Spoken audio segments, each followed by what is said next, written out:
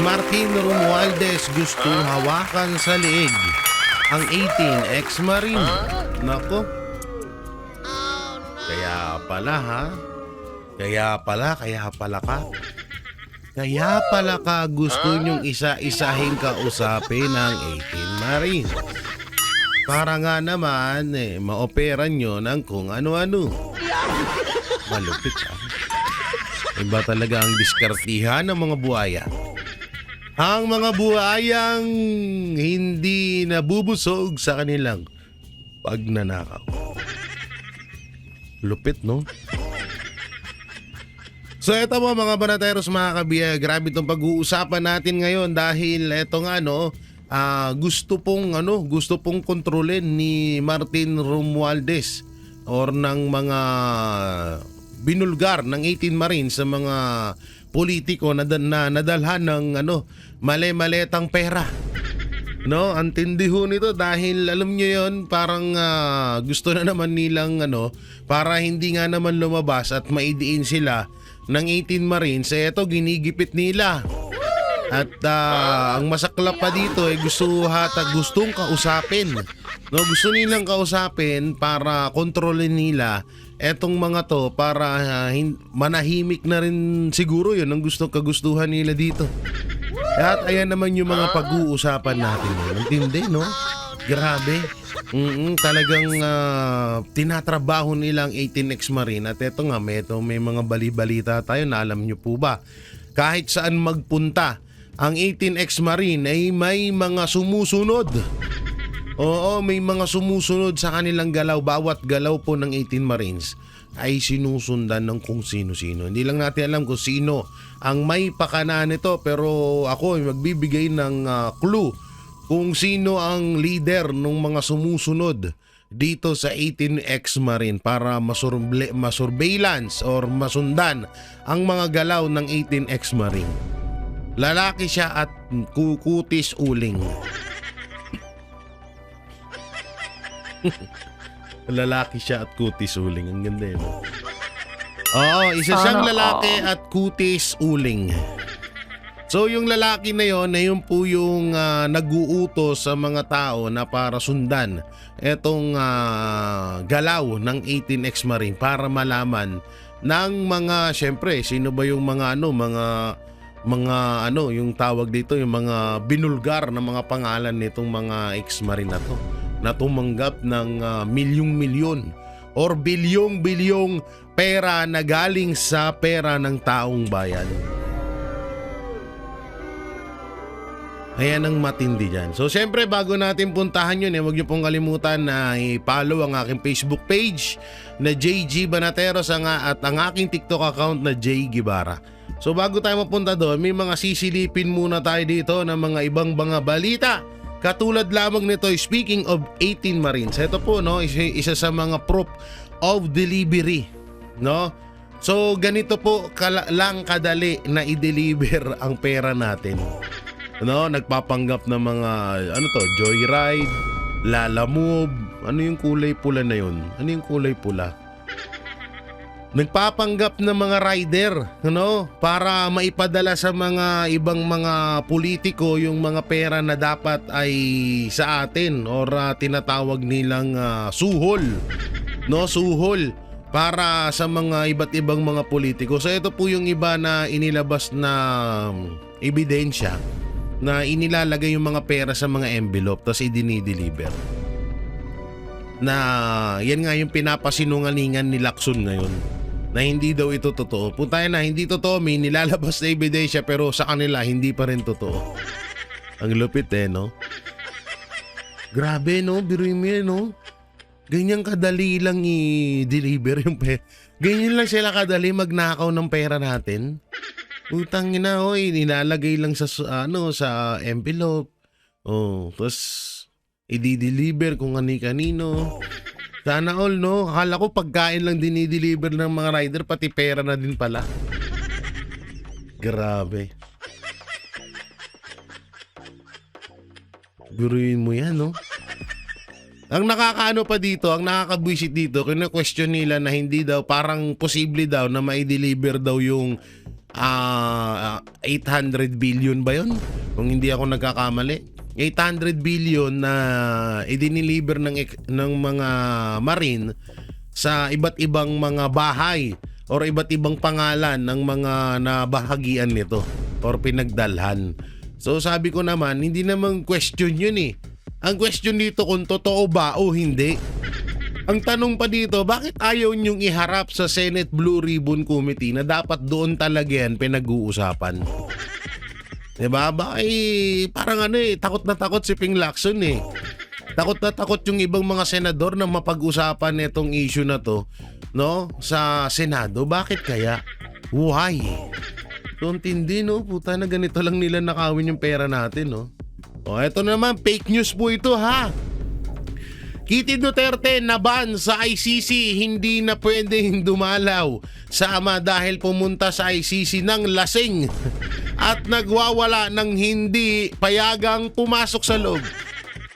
O, fake news alert po tayo mga banateros, mga kabiyaya. O, kadalasan po na nagbabalita ng mga ganito yung mga tanso vlogger. Mga tanso vlogger na mga bayaran ni Tambaluslos. No? Sino ba naman tanga pupunta ng lasing dun? 'Di ba? Tsaka magwawala, di mas lalong hindi ka pinapasok, tanga talaga. Bobo yan. Kaya yung mga, lalo na yung mga senior citizen natin dyan, matuto na rin dapat ho kayong mag-research kasi may mga talagang eto masakit ang katotohanan, pero may mga pagkakataon talaga na may mababasa ka tapos parang mapapaniwala ka talaga.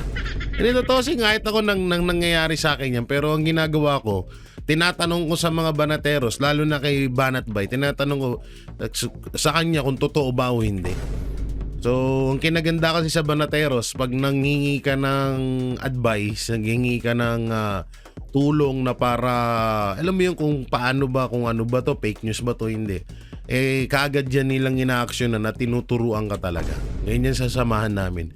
So, itong post na to ay isang fake news. Laban po ito kay Kitty Duterte. Okay, dito naman tayo sa isa. Eto. Sobrang sipag ni BBM kahit sinipon na sa speech niya ay tuloy pa rin siya sa trabaho. Kahit di na kaya, kahit mo hospital, pa ay sige pa rin sa trabaho. Oo, sobrang sipag niyan. Wala ka talaga masasabi dyan. Kay Marcos Jr. sa kasipagan, wala kang masasabi dyan. Sobrang sipag ng taong yan. Oo, sobrang sipag ng tao yan si Marcos Jr. Diba? Pero ang pinagtataka dito, ewan ko lang kung totoo ha, kasi ako hindi ko pa talaga, sa edad kong to, nagkasipon ako. Pero siguro nagkasipon ako nang tumulo talaga yung sipon ko na nung umiiyak ako. Pero yung nagsasalita ako tapos biglang tutulo yung sipon mo, hindi ko pa naranasan yun. Marami nagsasabi na ganyan daw ang sintomas ng mga addicts, mga nagpupulburon daw. Oo, ganyan daw ang sintomas na yung sipon bigla-bigla na lang bumabagsak. Hindi ko alam hindi ko masyadong pero yan ang mga komento ng mga netizen dito sa post na to. Kayo ba mga banateros, kung may alam kayo at mamaya re-research ko kung totoo ba. Research natin mamaya kung totoo Biglang tulo akadiri. Eto, power play in Congress. Insider say Sandro lining up to lawmakers to impeach VP Sara Duterte. Ano pa bang aasahan natin dyan? Si Sandro siya. Kung nasa edad nga lang yun, baka siya na yung pinupush ngayon. Hindi, sa totoo lang, si Sandro Marcos, kung nasa tamang edad na to para gawing presidente or vice-presidente. Hindi ko lang alam kung may age limit sa vice-presidente. Alam ko kasi meron At sa presidente, di ba? So kung may edad-edad na to si Marcos, si Sandro Marcos, butayan, etong pinupush ngayon sa totoo lang. Ito yung pinupush ngayon na lalaban kay VP Sara or tatakbong presidente. Siyempre, ano nga yan Kaya nga nila gustong gawing Prime Minister si Romualdez o kaya si Marcos Jr. Para magtuloy-tuloy na yung dinastiya ng mga Marcos. Utangin na ngayon, nangangamuti na tayo. What if pa kung masundan pa ng another year to? Diba? Another 6 years na Marcos pa rin. Ngayon nga lang nangangamuti na eh. Tingnan niyo yung presyo ng gasolina, sobrang taas. Tapos sasabihin na naman ng malaki niya, kung wala namang gera sa hindi naman tataas yan. Ulol! Hindi naman yan dati pa naman mataas na yan. Diba? Yung bigas nga yung bilihin, tanga na, sabi ko sa inyo, grabe ang bilihin ngayon dito sa Pilipinas. Shoutout dyan sa mga OFW. Sobrang mahal dito ngayon. Sobra talaga, grabe. Yung 1,000 mo, bili mo ng ulam. Pambiling ulam lang yun. Diba dati 1,000 natin, may ulam na, may bigas. Depende na lang kung magsardinas ka tsaka talbos ng kamote or kaya sardinas tsaka malunggay, pwede na. So paano? Araw-araw ganon? Paano yun? Hindi ka ba mag-ulutot ng amoy talbos ng ng kamuting kahoy nun? Diba? Kaya naman natin yun, mga Pilipino. Kaso nga lang, anak ng teteng, kaya mo bang araw-arawin yun? Sabi sa inyo, 1,000. Diba? Gusto mong maggulay, mas mahal pa gulay sa karne. O halos kapresyo na ng magkapresyo na yung gulay tsaka karne. Kaya useless din magugulay ka, puta na, di magkarne ka na lang. 'Di ba? So sobra grabe ngayon.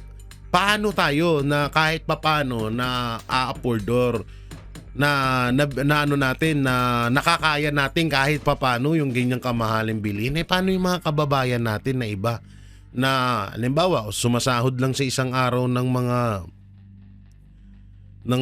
500 to 400 or 600 a day. Yung mga 600 a day, babawasan pa ng si SSS yan, PhilHealth, Pag-ibig. Hindi magkano na lang matitira, sabihin na natin 400. Yung pamasahe pa. Yung baon pa. 'Di ba? Baon pa. Sabihin na natin pinakamalinis nilang maiuuwi sa pamilya nila araw-araw ay nasa 300 to 250 pesos. Ganyan ho kalupit. 'Di ba? 300 to 250 pesos ang maiuuwi ng isang trabahador. Buti sana kung lahat naman tayo dito sa Pilipinas ang mga kurso natin mga matataas na sumasahod ng 1,500 to 1,000 a day. Pero kahit na 1,000 a day ka, putangin na, sa pagkain pa lang ubos na. Paano pa yung mga bayarin, yung kuryente, tubig, kung nangungupahan ka ba kagaya ko, paktay ka. 'Di ba? Paktay ka talaga. Kaya nga ako, yung sahod ko sa YouTube, pinagkakasya-kasya ko na lang talaga Ang upa ko sa bahay, 14K. Kuryente ko, maabot ng 6K kasi naka-aircon ako. Baka madry yung skin ko Diba? Baka madry yung skin natin, alam mo na. So, mag-aircon tayo. Kasama na yung lahat pang kalahatan na kuryente. Umaabot kami ng 6K to 7K dito. Pinakamalupit nga, 8K Ayun, tubig pa. Umaabot ang tubig namin dito ng 1K. Sa amin lang yun. What if dun sa iba? Kahit pa paano, may YouTube naman ako na nakakatawid ng pang-buwan-buwan namin, pangkain. Diba? So kahit pa paano, sa YouTube ako talaga, kasi wala naman tayo natatanggap galing sa mga labas-labas dyan Hindi naman tayo katulad nung ibang mga vlogger dyan na mga tanso, mga dilawan, mga pinklawan na paldo-paldo sa kanilang payroll, sa mga kanilang mga bossing. Hindi naman tayo ganon. Hindi tayo ganong vlogger. Dito lang tayo nakikinabang. Sa Facebook, wala din kita. Sa TikTok, wala din kita. YouTube lang talaga. Kaya minsan yung mga super thanks nyo sa amin, yung mga pag-like, pag-share, sobrang laking tulong po nun para sa amin. Hindi lang sa amin, kundi sa buong pamilya namin. Dahil dyan lang din naman din kami kumikita sa YouTube. Hindi na tayo maging mag-real talk na tayo, diretsuhan na tayo. Kumikita kami dito sa YouTube. Pero hindi kalakihan Baka sabihin nyo si Banat Bay nga, laki-laki ng channel nun Parang thank you na lang kung kumita pa ng halos sa 100k yun per month. Paano pa kaya kami? Katulad kami nila parang RJ, nila Sir Jack na mga mababang subscriber or mababa yung views. Kaya pag hindi kayo nag-share or nag-like sa video namin at kung kaya pang mag-super thanks pero hindi naman namin hihingi yun, puro kusa nyo kung gusto nyong gawin at mag-join sa group namin, yung join button dyan na may kita nyo dyan sa channel namin, yun kahit pa paano umaangat-angat yung aming revenue. Lalo ngayon hinahatak pababa yung channel namin. Oo, nire-report. Kaya medyo maraming bumababa yung mga views namin. Diba? Tsaka hindi naman tayo sikat. Hindi gaano, talagang hindi kami sikat. Diba? Ang sikat diyan sila Banat Bay, Boss Dada, Coacholi, yung mga talagang tsaka yung iba pang mga vlogger na mga DDS ang katulad diyan nila yung sumusuporta sa Duterte, katulad nila Kati Binag, yung iba pang mga vlogger dyan. Pero kami, yan katulad yan kami, nila paring RJ, Sir Jack, si Master Juday, mayaman yan. Katulad nila Sir Jack, ako, paring RJ na, yan kami yung mga pinaka-pipitsugin or matatawag na dukha sa Banateros Brothers. Nilaglag. Hindi yun nga so mabalik tayo dito. Kung sakali man etong si Marcos Jr. Si Sandro Marcos ay nasa edad na to, ito yung ipupush na magiging presidente ng bansa natin, malamang sa malamang. So yun, ano pa ba? Ito muna, Lacson ibinida ang kanyang laban kontra flood control. Flood control corruption, binida. Ano sabi niya? Ako nga po ay very passionate po ako dyan simula sa pool. Sa totoo naman, si Lacson naman, noon naman din talaga. Talagang lumalaban talaga to. Kaso nga lang, Lacson, sobra kami nagtataka, ba't nag-iba ka ngayon? Totoo naman may naman siya dito Pero ngayon, wala na to Nawala yung ganun ni Ping Lacson. Pag nami-mention nga yung Romualdez at Marcos Jr. sa mga witness, biglang nag-iiba ang ihip ng hangin. 'Di ba? Biglang nag-iiba ang ihip ng hangin. Kaya ngayon, Lacson, wag mo na kaming pag-uutuin, wala ka nang ganun. Wala ka nang ganun. Sarado na yung bibig mo. Bukas lang yung bibig mo sa mga kaokrayan mo kay Marcoleta, yun lang. Tigilan mo kami. Eto, panoorin na po natin, Etong, asan muna tayo? Dito muna tayo, ha? Dito muna tayo, bago tayo dun sa gustong hawakan sa leeg ni Martin Romualdez, yung mga ex-marine. So, ito muna panoorin natin. The subpoena, it says here,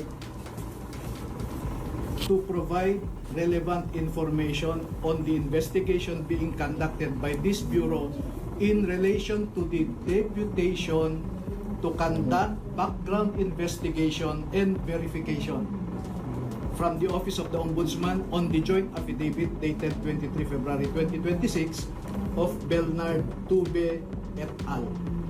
So it appears on your authority from the Ombudsman that you just want to ascertain the identity of the affiants. But tell us if you want to go beyond your deputization. Just let us know. Of course not po. Gulo ng camera, ha? Sino yung camera niyan? We'll also go beyond mere name and so we will have questions for them pertaining to their So you are no longer limited on the si Sir Mike pa lang ascertainment of the nagla-live. identity of the 18, but you would want to dwell on matters raised in their sworn statement. Definitely, So that's your we will direction. be limited to that only. Which We one? will be limited to the sworn affidavit submitted before the Ombudsman. Yes, that's my Will you be problem, ma'am. allowing us to do that? Tangina, no? objection po doon. Oh, no. Ang worry namin is your authority as deputy. Kung tanga naman nun, ba't ka magtatanong ng objection po ba yun? Sino yun? Tatrabaho ba sa NBI yun? Hindi niya alam yun? Ba't niya tinanong yun? The ombudsman. Right? Nasa inyo. But if you want to dwell beyond the identity of the affiants, then let us know. Yeah, we are Oo. not Diba? Because if you want to interrogate them with respect to their affidavit, I am only the single lawyer for the 18, and you will now dwell on their constitutional right to be assisted by counsel of their choice. Panyero, just to be clear, no? They are not suspected of committing any offense, no? So hindi po ito custodial investigation. Let me repeat that this is not a custodial investigation, but Eh, yun naman pala bakit parang gusto nyong isa-isahin yung mga ex-marine? if you want to be present when your Oh. clients are interviewed, you are more than welcome to do so. Yes, because that is the source of our confusion, sir. No? Yan, si Atty. Topacio, pagsalitain nyo dyan, yari ang mga yan. Is ubiquitous in media, already saying that 4 of the people are not in fact Marines, 8 of them were not in fact employed by Saldico, and he even said a lot more. Let me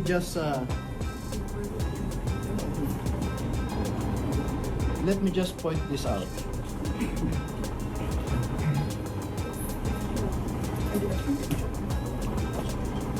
Okay, these are the pervasive assertions. Buti na lang talaga magaling din to si si Attorney Baligod at Attorney Topacio. Kung hindi, tangina, yari itong 18 Marines dito. The NBI director. 14 Marines.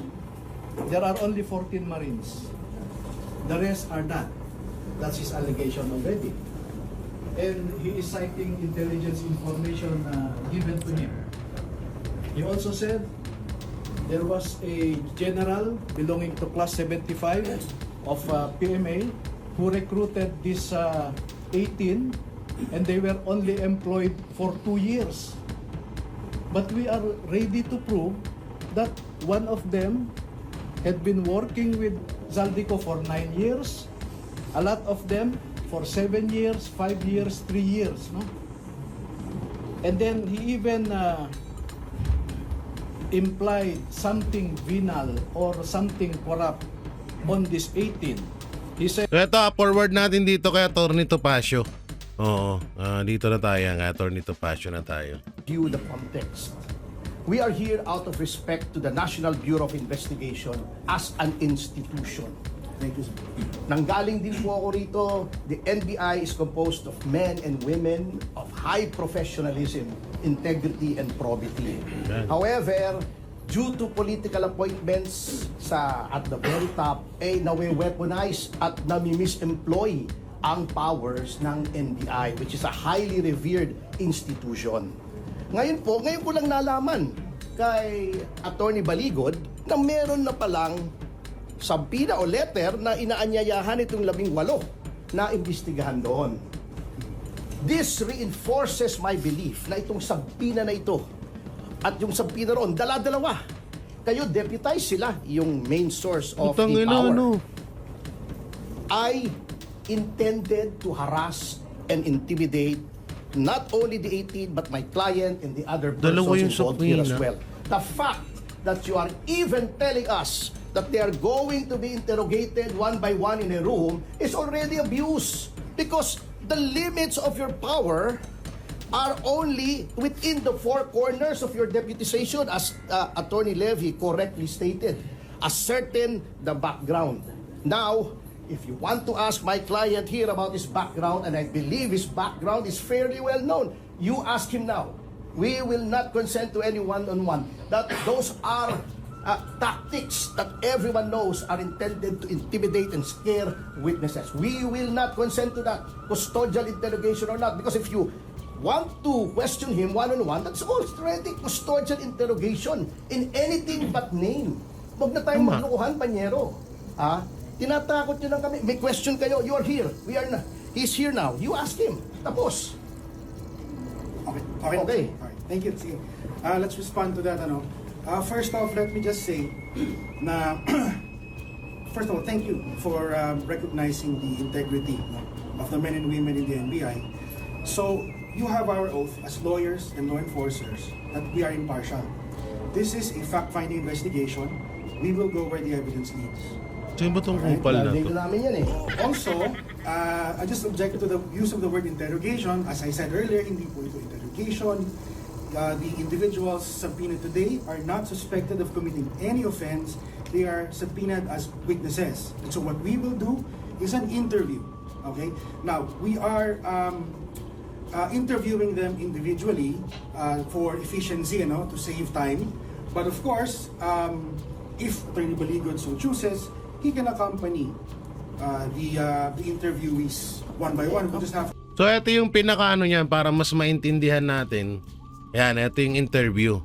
Kung ano yung gusto nilang gawin gustong gawin ng NBI dito. Dito natin mamaya matatanong na sino ang gustong kumausap sa mga NBI? Bakit ginaganito? Bakit kailangan nilang isa-isahin? So ito po Oo, kasi alam nyo, itong kinakataka ko nagulat ako. Oh. Kasi kami naman nag-cooperate. Di ba sabi ko, out of respect to the institution, may sabina, pumunta kami. Ang gusto po nilang gawin, ibukod ng isa-isa sa kanya-kanyang Bakit? mga kwarto ang bawat isang subject ng sabina at tanungin. Hindi po pwede yun. Now we are trying to get statements na maaring self-incriminatory. Maari kasi I insist, wala kaming tinatago. That papasok na yung right to remain silent dyan. Kasi with respect to the Marines, ayoko naman pangunahan si Atty. Baligod. Pero yung sinasabi nila, with all due respect to our NBI friends, na hindi daw custodial interrogation yon, titignan daw nila yung credibility. Kung sabihin nila hindi credible, is that not a crime of perjury? Tama. Ano yan? Pag-apply sa trabaho. Gago pa to NBI na to. Tiraulo rin to NBI Titingnan nyo kung qualified ba yung mga ex-marine kung ay pasado to. Pwede to. Hindi kasi alam na natin kung bakit nilang gagawin yun. Kasi kapag once na nag-isa-isa yan, pwedeng mabago lahat ng mga statement Pwedeng mangganon yun at baka yun ang palabasin nila. Baka doon nila mabutasan etong ex-marine na to. Kung sama-sama nga naman, iisang salaysay lang at yung abogado lang nagsasalita, di ba? So, ganyan yung gusto nila. Aso nakagago lang, parang mag-a-apply ka lang ng trabaho, nila. Di ba? Kaya very suspicious po ito and very alarming itong ginagawa nila. Na isasabina nila, i-interviewin nila isa-isa. Alam naman nila, isa lang ang abogado ng 18. Tama. Sabi ko nga sa kanila, ano bang partisipasyon ng aking kliyente? He was not mentioned in the subpoena. Hindi naman siya inirereklamo. Sabi ko, kung talagang gusto nyo mag-imbestiga, bakit hindi nyo ipatawag yung itinuturo? Ba't yung nagtuturo ang ipinatatawag nyo? At i-interviewin nyo isa-isa para bang sila gumawa ng krimen? Hindi po tama ito. This is a form of harassment, intimidation, and it intends to send a chilling effect to those na gustong magtestigo pa na kapag kayo nagtestigo, itong gagawin sa inyo. Interviewin kayo, patatawag kayo, imbestigahan kayo na para bagang kayo na yung kriminal. Grabe. Ang assertion ko kanina, ang sinasabi ko sa kanila, of course, yun din talaga ang motibo dyan. Para matakot etong 18 ex-marine na to. Kasi sa totoo lang, nakakapagod to mga banateros Itong ginagawa ng 18 ex-marine, nakakapagod to. Diba? Tapos, kaliwat kanan ng interview. Tapos, sa bawat interview mo, sa bawat alis nyo, aligaga kayo kasi, diba, may mga balibalitang maraming sumusunod sa kanila. Maraming nakamata dito sa 18 ex-marine na to na posible na yan pa yung maging mitya ng buhay nila. Wag naman ho sana mangyari yun, Hindi naman natin pinapanalangin. Pero, yun ang nangyayari ho ngayon. Nakakapagod to. Ngayon, tama nga, yung parang tinatakot nga, parang maaaring takutin or kung ano yung pwede nilang masasabi dito sa 18 ex-marine na to, pwede nilang magawa yun. O ganito parang ito ba gusto mo na para matapos na to lang, Parang ano to, ano ba yung nangyari sa Congress dati na huli sa CCTV? Yung kinausap ni Abante at ni Fernandez, i-comment nyo nga dyan sa comment section. Nakalimutan ko yung kung anong pangalan nun eh. Si General yung kinausap muna siya ni ni Abante at ni Fernandez. Sino pa ba kasama nun? Si Akop kasama pa ba nun? Nung time na yun? Si Higaldo ba yun? Higaldo ba yung kinulong na general? Hindi ko matandaan eh. Basta may about dun sa ata yun, sa AJK. Oo. So kinausap muna nila, puta na hindi nila napapayag. Ayun, kinontem. Diba? So maraming sinabi yung retired general na yon na parang gusto nga daw siyang suhulan itong dalawang congressman na to. So pwedeng maaaring parang ganun din yung nangyayari dito or tinatakot. Sinasabi nga namin yung NBI ay isang respetadong institusyon at kami nananalig sa NBI. Pero ang tanong ko, kung ini-establish lang yung identity ng mga tao, de-establish nila kasi kung tatanong nila yung mga tao, sabi nila kasi hindi, may karapatan kaming imbestigahan yung iba pang labas doon sa deputization. Sabi ko nga, non-crime to eh. Wala namang kaso itong mga taong to. Now, if you insist that there is a crime, dapat imbestigahan yung tinuturo nila sa affidavit. Dahil yun yung tama. Di ba dalawa yung investigasyon na ginawa ng NBI dati? Ang nangyayari kasi ngayon, nakatutok lang sa 18 Marine eh. Sila na yung witness, pero sila pa yung kinakasuhan, sila pa yung ginigipit. Pero yung itinuturo nila, walang aksyon ng NBI. Bakit kaya? Police case at saka yung PhilHealth scam. So if that is the case, ipatawag nila yung tinuturo. Attorney Topacio also insisted on that. Sabi ko nga, kung magsasabi ko yun ng tama at oo, na ipapatawag nyo si Sandro Marcos, ipapatawag nyo si Speaker Martin Romualdez, ipapatawag nyo si Pangulong Bongbong Marcos na nabanggit dun sa affidavit, yan, papayag kami sa totohanan at kabuwang investigasyon. Pero kung iimbestigahan yung mga tao na nagsalita, anong krimen dun? Anong krimen ang nagawa nila? At anong krimen para imbestigahan ng NBI? Pero with your indulgence, hindi po ba ang proseso po ng investigasyon, normally po pag may nagreklamo, kinukuha mo muna yung facts, lahat. Yes. Ng nagreklamo. Correct. After that, yung po mga inaakusahan yung susunod po ipapatawag. Correct. NBI. Correct. Would you agree na ito po yung preliminary step na gusto gawin ng NBI? So pagka ako pala nag-file sa korte, pag nag-file pala ako sa korte, tatanungin muna ng piskal, sino ka ba? May kaso ka ba? Ikaw ba ay kriminal? Ikaw ba ay kung saan ka nanggaling? Sino nagpopondo sa'yo? Hindi naman tatanong ng piskal yun eh. Di ba? Sa investigasyon niya eh. Ang iimbestigahan niya yung krimen na sinasabi ko. Tama. Ngayon, batay doon sa krimen, yung mga kalaban, yung mga inakusahan na tumanggap ng pera, sila magsabi na ito walang kredibilidad, ito hindi totoo, ito hindi totoo. But for us to be investigated initially by the investigative body, yun ang mali. Kami na bigla ang may kasalanan. Nag-file ka sa piskal, nagreklamo ka, sinabi mo yung katotohanan sa pagnanakaw dito sa gobyerno, pagkatapos ikaw inimbestigahan, parang di ata tama. Baliktad na nga ngayon eh. Sasagutin ko si John, from a legal standpoint. Ganito po yung sinasabi mong proseso, ganito yung sinasabi mong proseso kasi. You file a complaint. Nag-allege ka ng mga krimen doon. Since that is an affidavit, meaning to say it is under oath, at nung isang araw pumunta rito yung notaryo at napatunayan niya siya ay tunay na abogado, siya ay notaryo at humarap sa kanya yung 18 na mga nagsagawa ng affidavit. That entitles the affidavit to full faith and credit upon its face. Ano pong ibig sabihin yan? Kung walang kokontra dyan, yan na ang totoo. Sino ang dapat kumontra dyan? Yun bang piskal o yung NBI? Hindi po. Yung binabanggit. Ikaw ang magdefensa. Ikaw ang magsabi, bakit hindi totoo itong sinasabi? Ito ay hindi totoo. Ito kasinungalingan. Ito, walang katotohanan nito. Bakit sila ang nag-establish kung meron o walang katotohanan? Again, an affidavit duly sworn before a notary public is entitled to full faith and credit upon its face. Paniwalaan mo muna yan. Patawag mo muna yung kabila. Pag napatunayan ng kabila na walang katotohanan, saka mo i-dismiss. Hindi yung ikaw ang bubusisiin mo yung nag-complaint. Hindi po ganun yun. You're questioning the process, sir. Yes, the process. Kasi sinasabi nila, the NBI has plenary powers. Meron. Ngunit, not the powers of government are not limitless. Kailangan germane to the purpose. Ano bang purpose nito? Merong 18 nag-execute ng affidavit, may sinasabing krimen. You cannot go beyond that. To establish the identity, since this is a sensational case, fine. Sila ba? Are they who they say they are? Talaga bang naging Marines yan? Saan ba nakatira yan? Etc. etc. May asawa ba yan? Personal circumstances. But beyond that, you have to take that affidavit on its face at ipatawag mo yung kabila. Kanina hindi masagot agad eh. Kundi pa namin nakahon ni Kong Mike eh, kung ipatatawag nila o hindi. Pwede ba naman yun? Ang pinatawag mo yung nag-complaint?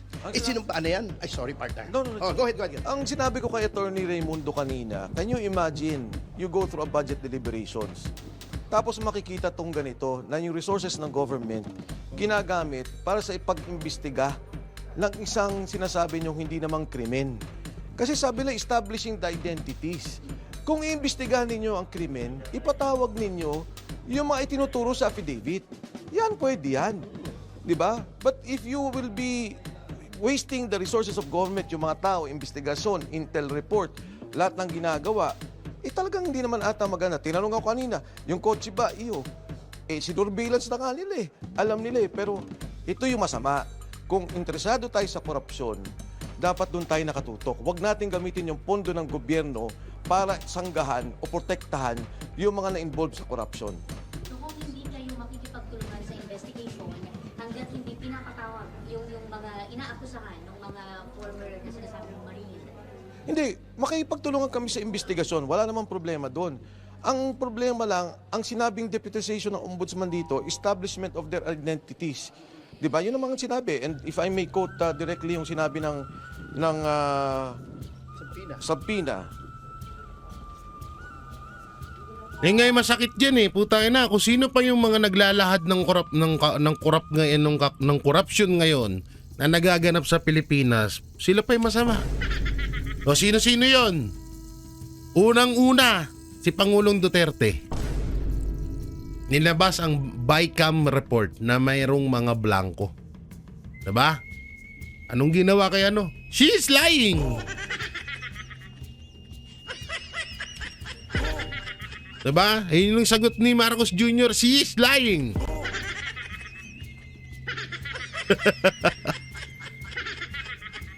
Oh. Tapos anong ginawa kay Pangulong Duterte? Kinidnap, dinala sa dahig. Sa ICC, diba? Sino pa ba? Sobrang dami niyan eh. Oh, Lebiste tsaka si Barsaga.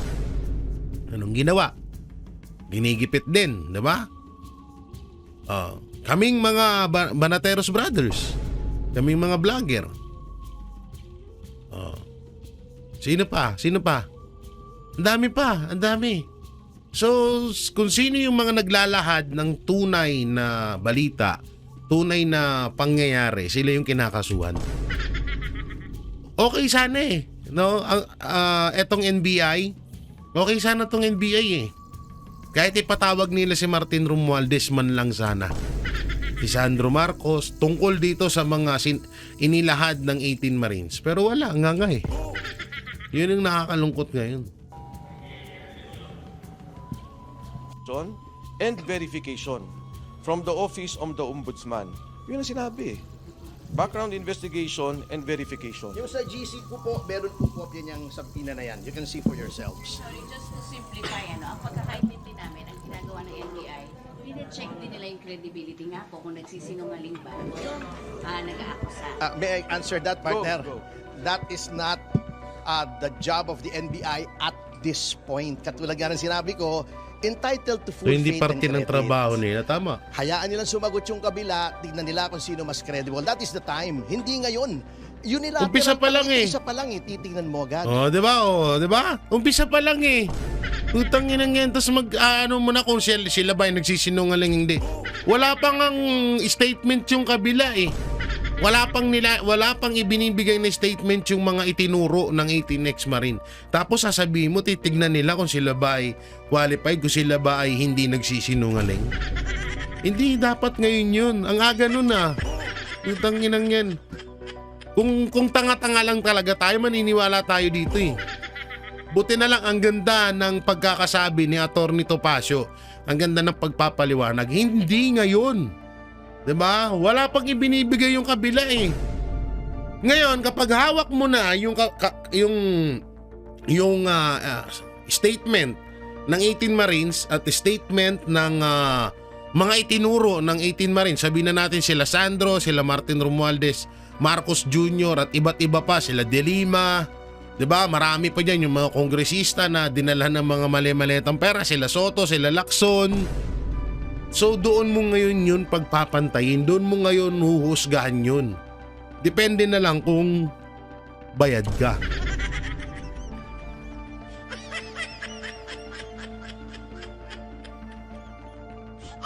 Yun yung totoo dun eh. Yun na lang nakadepende kung bayad ka ba. Eh ngayon pa nga lang na umpisa pa lang na unang supwi na pa lang laban sa 18 Marine. Puta na. Gusto mo nang masolo sila lahat para para titignan ko nagsisinungaling ba o hindi. Hindi panahon 'yun. Tama, ang ganda ng rito ni Attorney Topacio. Ito pakinggan nyo. Background investigation and verification. Ayan pakinggan na. Meron po kopya niyang sabtina na yan. You Ayan, can see for yourselves. Pakinggan nyo. Ang pagkakaintindi namin, ang ginagawa ng NBI, pine-check din nila yung credibility nga po kung nagsisinungaling ba yung nag-aakusa. May I answer that, partner? Go. That is not Yan, the job of the NBI at this point. Katulad nga ng sinabi ko, entitled to full faith and credit. Hayaan nilang sumagot yung kabila, tignan nila kung sino mas credible. That is the time. Hindi ngayon. Unilateral pa lang ito, isa pa lang titignan mo agad. Hindi po, that's not how it works. Tama. Ang ating sistema. Not only unfair, it's very legally questionable. Number Illegally. two, diba ang ombudsman under our constitution is supposed to be an independent body. Independent. Kaya nga may sariling field investigation office yan. Bakit ipapasa mo sa isang departamento, institusyon na nasa ilalim ng executive? The NBI is under the Department of Justice. Nawala na yung independence. Hindi pwede. If they want to get the background of these people, dapat yung ombudsman, although nasa Ombudsman Act, they may request the assistance of any agency. Inaamin naman po natin yan. Nandun po yan sa batas. Ngunit, if you want to show your independence, lalo na ngayon na very crucial na dapat credible ang investigasyon dito, because this is an issue of transcendental importance to our people and our nation. Galing. Dapat i-preserve mo yung iyong integrity, Galing na yung Atty. Topacio. independence. Huwag mo ipapasa sa iba yung trabaho mo. Siguro parang bigyan ng ehemplo dyan, yung again, babalik ako yung Napoles case. Nung nag-file si Ben Luoy, hindi naman sinabi, kinwestiyon siya. Anong background mo? Galit ka ba? Ba't mo sinabi yan? May pagkain ka ba? Wala ka na ba sweldo? Hindi naman ganun eh. Diba? Ang tiningnan doon, yung sinasabi niya. And they Sana, Boss Mike, rekta yun sa kay Santiago tuloy. Doon sa bagong NBI director Hindi kasi sinabi niya yun eh. Ito. Sinabi na NBI director yan eh. Hanapin ko lang na kaya daw nagagawa ito ng 18 Marine dahil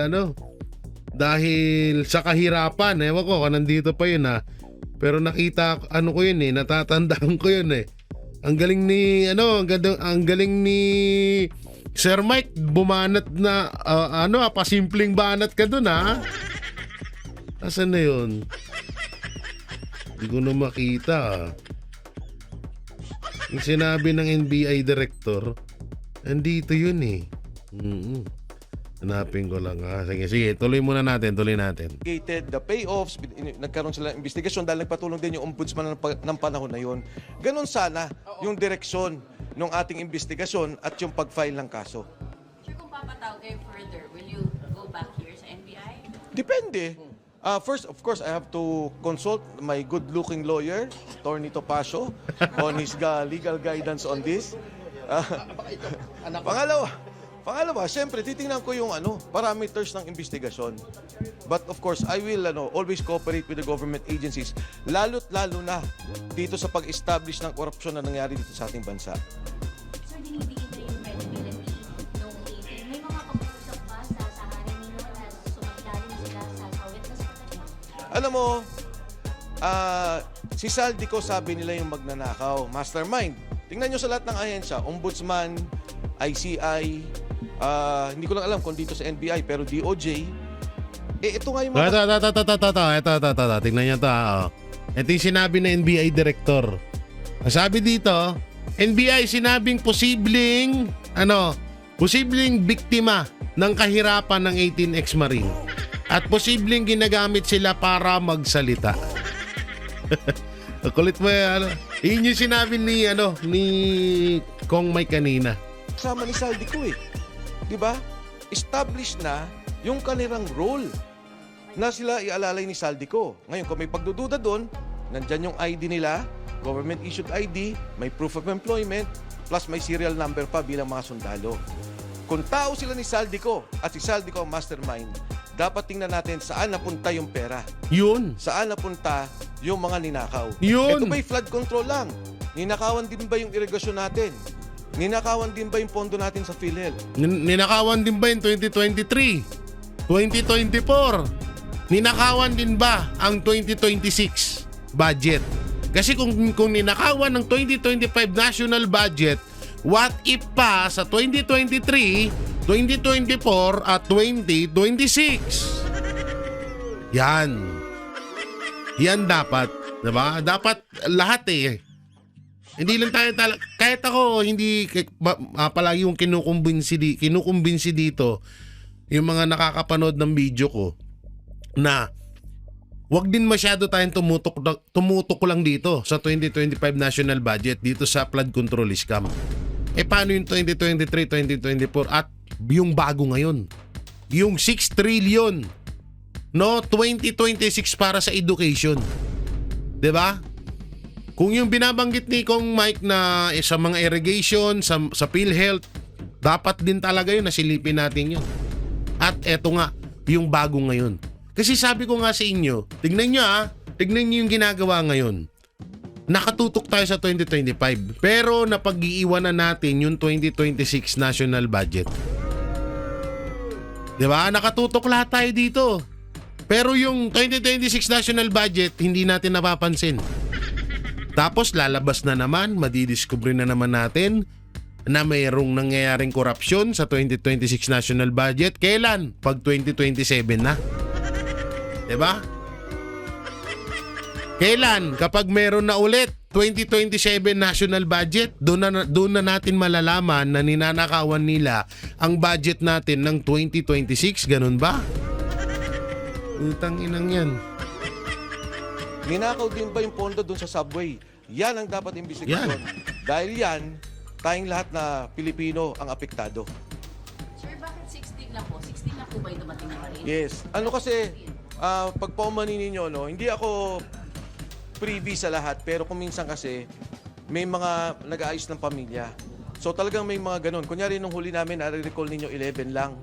Yung 7, inayos yung kanilang pamilya. Hindi madali yung ginagawa ng mga sundalong to. Nakasalalay hindi lang yung buhay nila, Totoo yan. pero yung buhay ng kanilang pamilya. Si Sergeant Cotesa, nung mawala siya, ang anak ni Sergeant Cotesa is 4. Under threat yung bahay niya. And I have proof of that. Later on, I will show that. Kaya hindi ako papayag. Nagulat nga ako, pati notaryo. Mabuti na si Attorney Levy, Baligod, talagang masinsin, talagang lahat, tinignan niya yung kanyang gagawin. Pati yung notaryo, isipin nyo, kinwestiyon ka agad. Again, bakit yung ganun ng direksyon? Hindi ko maintindihan. Dapat yun, depensa ng mga akusahan. Yung mga dapat tinuturo, magsalita nun na ikaw wala kang kredibilidad, sinungaling ka, yung notaryo mo, palpak. Diba? Ikaw, ganito background mo. Hindi eh. Doon pa lang sa umpisa. Blue ribbon pa lang. Tinitigil na. Ombudsman pa lang, tinitigil na. Sino pa magsasalita dito sa nakawan sa ating bayan? Tama. Parang sila na defense counsel ng mga inaakusahan Yun ang mabigat di ba? Sila na ang defense counsels. Sir, for soundbite purposes lang. Grabe, no? So, ganyan talaga ang nangyari realidad ngayon. Kesyo, may kaso daw yung 18 Marines. Kesyo si Gutesa daw, hindi daw mapagkakatiwala. Kesyo may, yung affidavit daw. Yung mali-mali. Puta na, hindi naman yun ang issue dito, mga hayop kayo. Tayo na hindi pa kayo magkamatay. Galit yan. Kakabwisit lang talaga no? Tama din yung sinabi ni Atty. Topacio na parang nagiging defense team ng mga akusado yung ombudsman at yung Senate Blue Ribbon Committee. Grabe. Dapat talaga ombudsman. Ay nako, ewan ko na lang. Ginusto niya yan Binoto niya Bong Marcos Ay nako. So yun mga banateros, mga kabiyay, at eto nga, yung sinasabi ko nga kanina at nandiyan sa title ko, nandiyan sa thumbnail ko na gustong hawakan sa leeg ni Martin Romualdez etong ex-marine. Kasi dito may posibilidad na pwedeng mangyari yon, ba? So kaya iniisa-isa-isa is alam mo na yun yung may mga may nabalitaan ako. May isang kakilala ko na vlogger din. Pinatawag din siya, hindi ko alam kung anong nagpatawag sa kanya, kung NBI ba or DOJ o ano, basta yun na nga.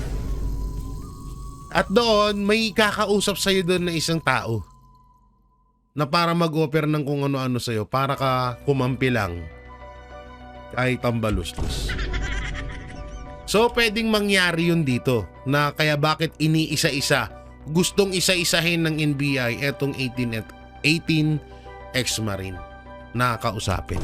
Hindi dahil para tingnan kung nagsisinungaling sila, hindi para dahil kasi kagaya ng sinabi ni Atty. Topacio, hindi pa panahon yun para imbestigahan nyo kung nagsisinungaling ba sila or qualified ba sila or karapat dapat ba silang paniwalaan or hindi ba sila nagsisinungaling. Hindi pa panahon yun. Aantayin muna yung statement ng kabila bago mo aksyonan yung mga ganyan. So bakit sila gustong kausapin isa-isa? Mga banateros, paki-comment nga dyan sa comment section. So mga banateros, mga kabiyaya, ano pong maikukomento nyo ho dito sa panggigipit sa 18 ex-marine na sa halip na sila yung paniwalaan na sila pa yung pinagmumukhang kriminal ng mga nasa administrasyon. So yun, huwag nyo na rin kalimutan bago nyo lisanin tong video ko na to, paki-like and share ang ating YouTube channel, pipindot na lang di po yung bell button para lagi kayo updated sa ating mga video araw-araw, at pakidamay na rin, paki-share yung join button at super thanks natin niya. So yun, maraming salamat, ingat po kayo palagi, God bless and peace, and bye bye.